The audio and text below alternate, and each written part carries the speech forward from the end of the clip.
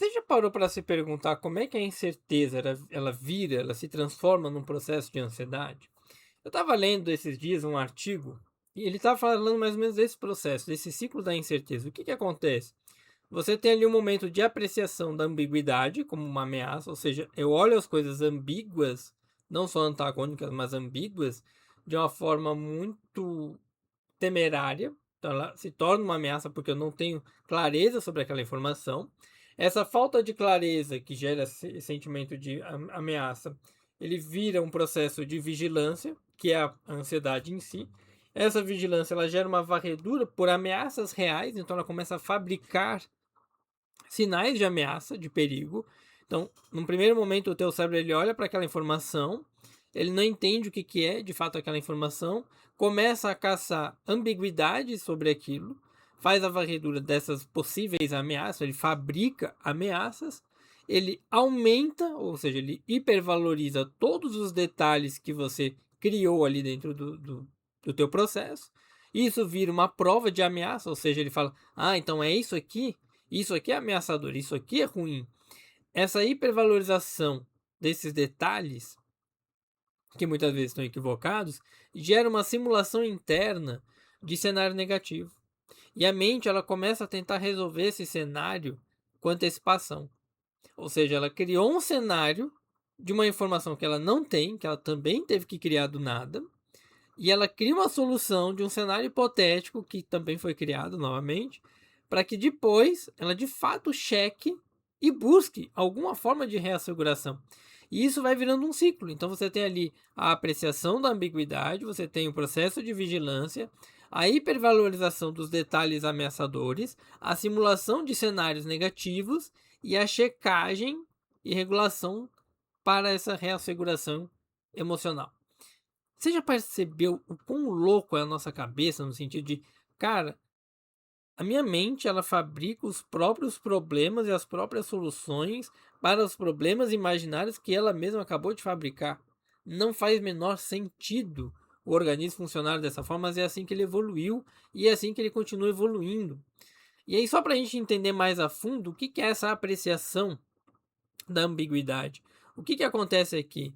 Um estímulo que ele surge sem um significado definido, ou seja, uma mensagem mais seca, um exame médico que não tem muita clareza, que é só para confirmar algumas coisas, o silêncio do teu parceiro, uma informação que ela veio meio truncada. Tudo isso é processado como um potencial perigo, um potencial de ameaça. Antes de qualquer análise real, análise factual daquilo ali. E aí o que acontece? Os nossos modelos hoje, modelos cognitivos, né, de ansiedade, eles descrevem todo esse viés de interpretação que nós temos da ambiguidade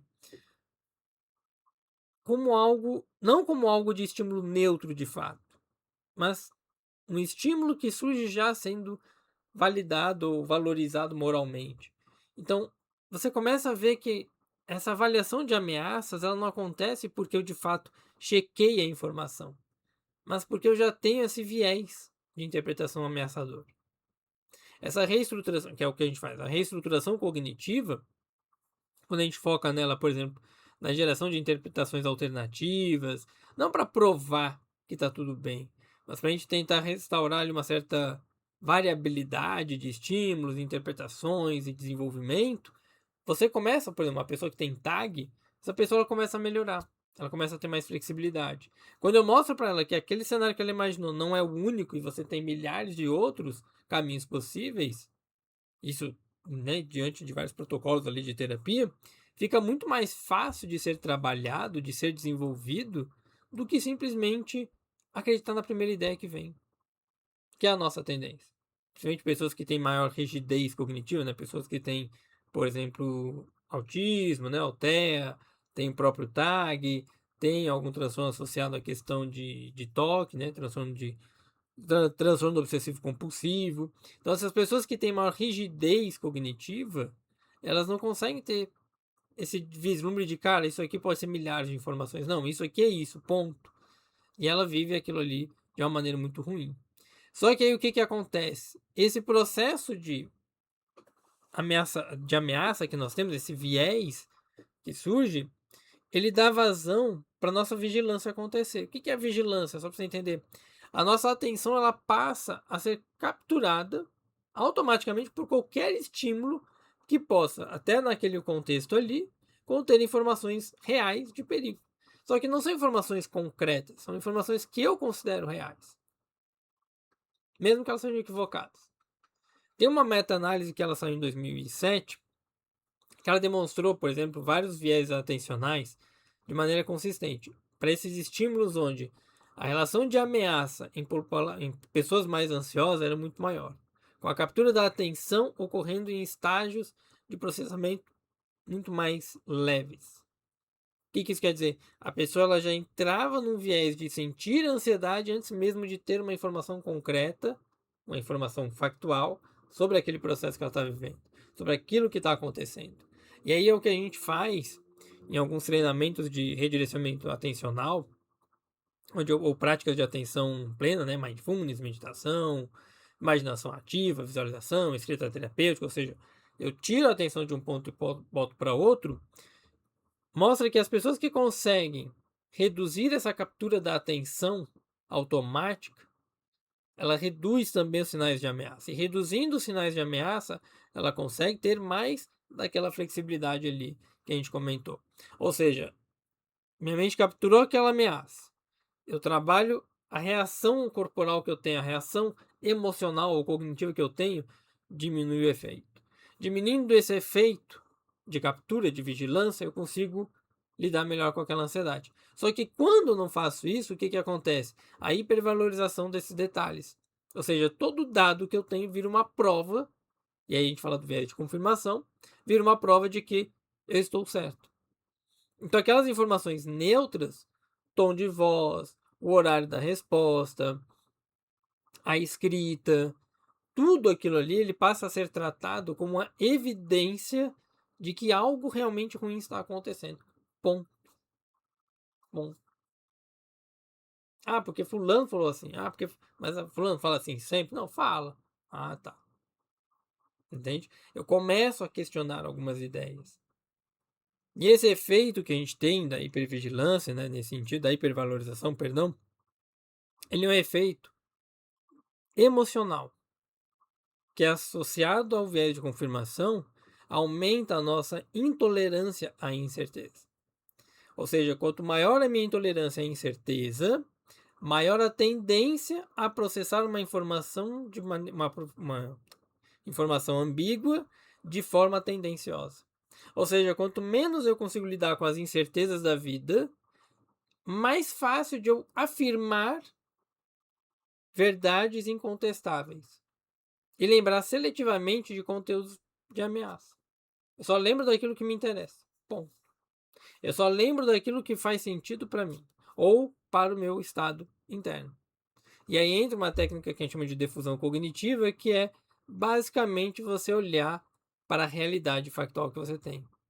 Isso que está acontecendo é de fato uma prova de que algo está errado? Ou é só a sua percepção? É só o seu estado emocional? Isso aqui de fato é real? Você falou com a pessoa? Você conversou com ela? Ah, não. E aí você vai lá. Por exemplo, é comum atender algumas pessoas no período da noite. E geralmente à noite é natural que a gente se sente um pouco mais cansado. Mas eu, para chegar não cansado de noite, pouco antes de atender, eu coloco alguma música para aumentar a rotação, né? A minha atividade cognitiva, ou alguma coisa nesse sentido, ou tomo um banho para ficar mais desperto, ou até mesmo vou aqui na bicicleta e pedalo um pouco mais, né? Quando é possível.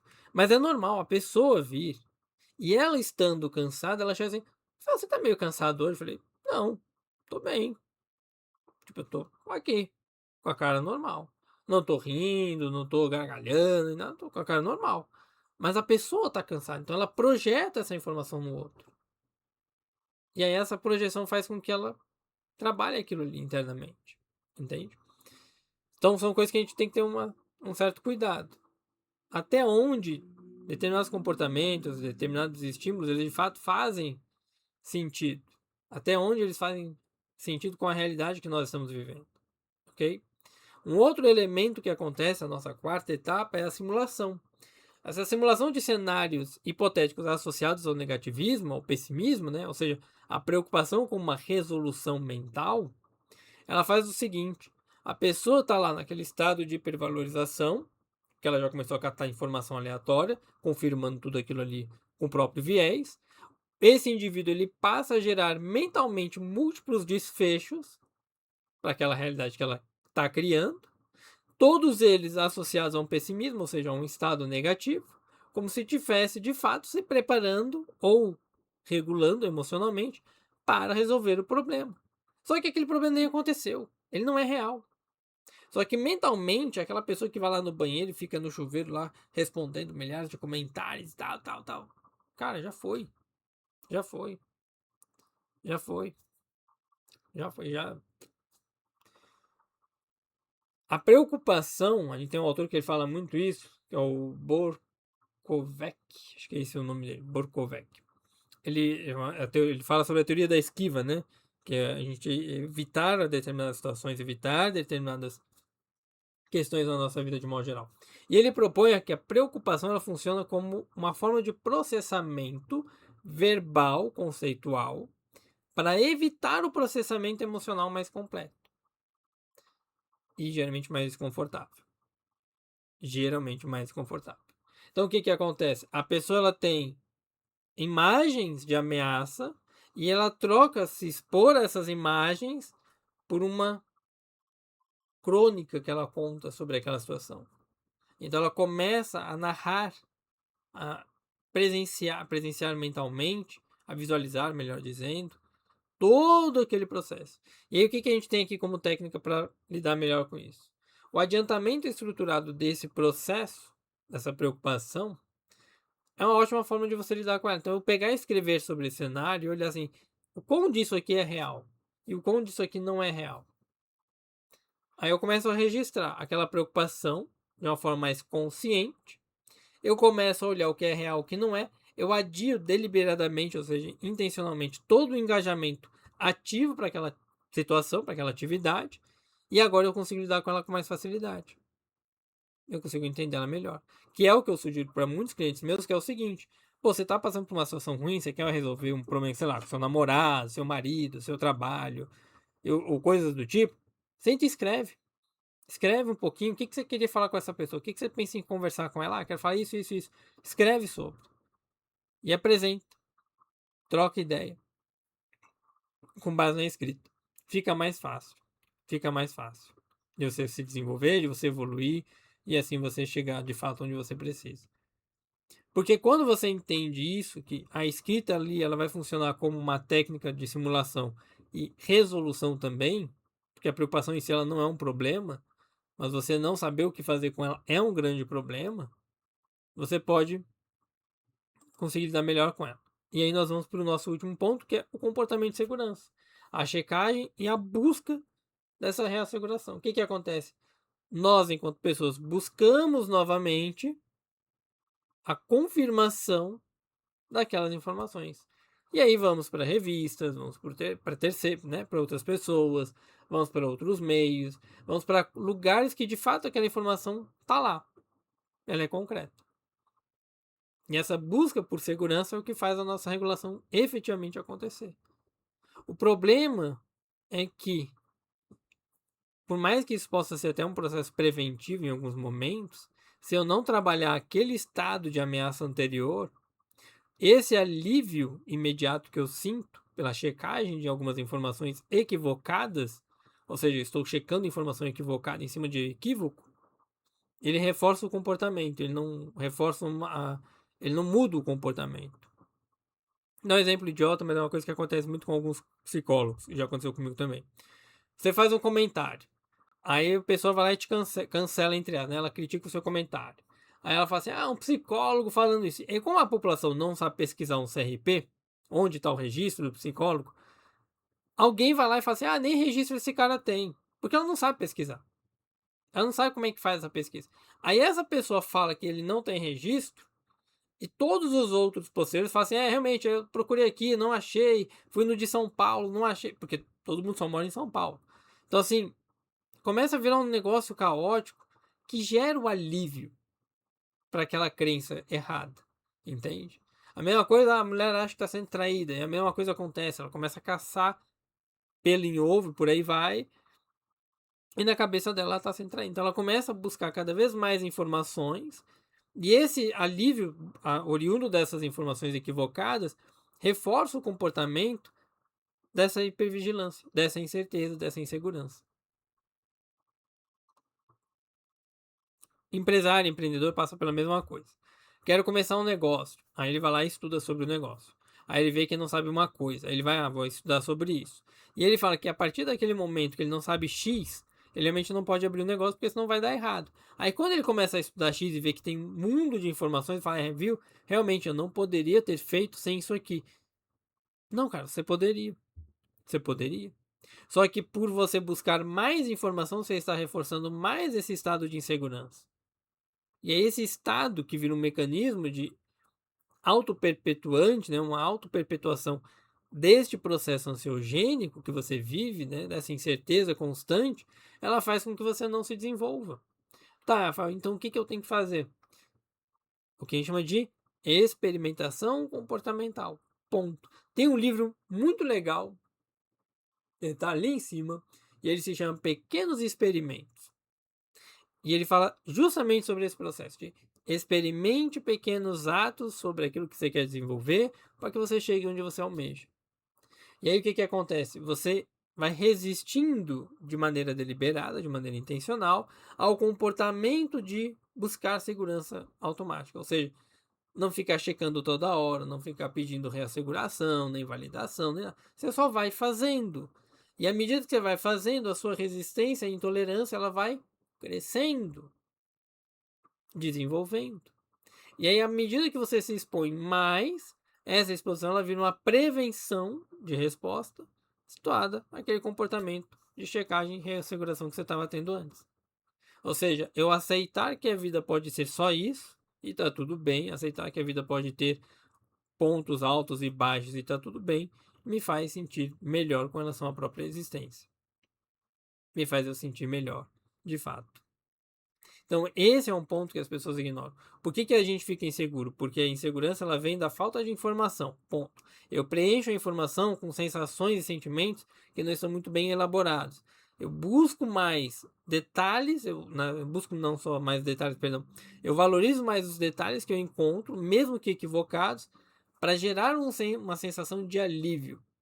E aí eu reasseguro todas essas informações perguntando para os outros que também não têm a informação necessária. E aí o ciclo ele se repete. É mais ou menos nesse sentido. Ou seja, eu tenho um momento ali de apreciar a ambiguidade como uma ameaça, ou seja, eu olho para a ambiguidade como algo ruim. Essa ambiguidade gera uma sensação de vigilância, de varredura por ameaças.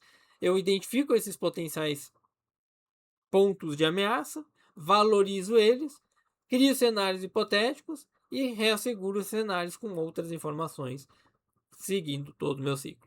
O que eu tenho que fazer para sair desse processo? Na hora que eu perceber que eu estou lidando com uma ambiguidade, eu preciso reestruturar a minha mente. Eu preciso reorganizar as minhas informações. E a partir dessa reorganização, entender o que é real e o que não é. Beleza, comecei a ficar mais vigilante, mais ansioso. Técnicas de meditação. Eu redireciono minha atenção, eu redireciono meu estado fisiológico, eu redireciono e regulo minhas emoções de uma forma diferente.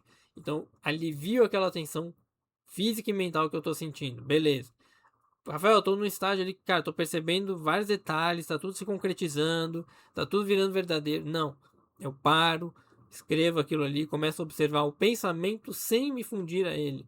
Observar os meus sentimentos sem me fundir a eles. Eu coleto informações e depois, em outro momento, eu valorizo elas se de fato fazem sentido ou não, se elas estão associadas àquilo de fato ou não. Criei um monte de cenário na minha cabeça, Rafael, o que eu faço? O adiamento sobre aquilo ali. Escreva sobre a sua preocupação, peça para outras pessoas resolverem a situação, não você. Então você vai descrever a situação e vai perguntar o que elas fariam. E a partir dali, de outras visões, você vai gerar uma flexibilidade dessa simulação. Ou, Rafael, eu estou reassegurando toda hora a informação, estou sempre buscando pela validação, sempre buscando esse processo. O que eu faço? Se exponha de maneira gradual a atos onde você não possa ficar buscando resposta o tempo todo. Você não tem o feedback imediato o tempo todo. E aí você vai desenvolvendo uma resistência à sua frustração a partir desse momento. Beleza? É isso.